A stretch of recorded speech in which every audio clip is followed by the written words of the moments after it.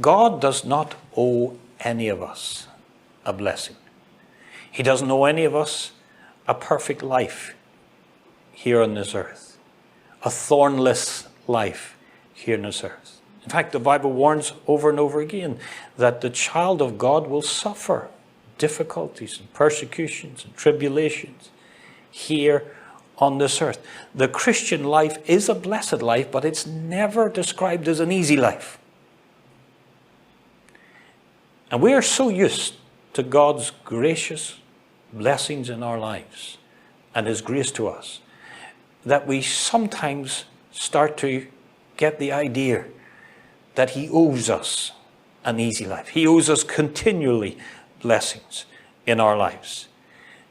But the glorious truth is this: God has provided a way to deal with sufferings. Just as sin brought suffering, so the sinless one who came as the last Adam will deal with sin and then suffering. And the Lord Jesus Christ died on the cross to deal with the problem of sin. And in dealing with that problem, once and for all, He also dealt with the problem of suffering once and for all.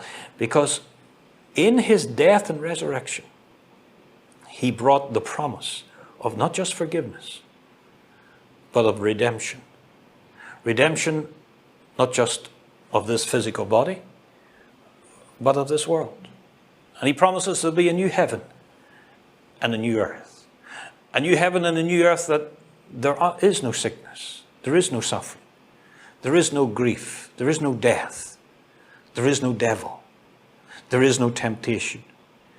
And in all of these discussions, in all of these debates around suffering, that is the ultimate promise that we, the child of God, must hold on to. An infinitely better day is coming. It all ends well for the child of God. Let me finish by this verse from Revelation 21 verse 4. It says, God shall wipe away. I like how it starts. It starts with God. Because it started with us, we might doubt that this is really going to happen. But John tells us, no, it starts with God. God shall wipe away all tears from their eyes.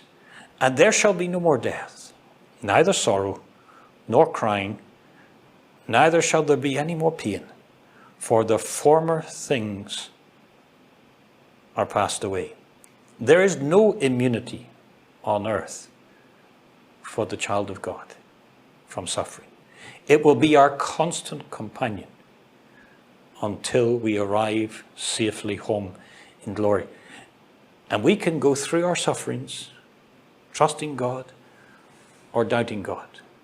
The choice is ours. But He says, I'll be with you. I'll go through it with you.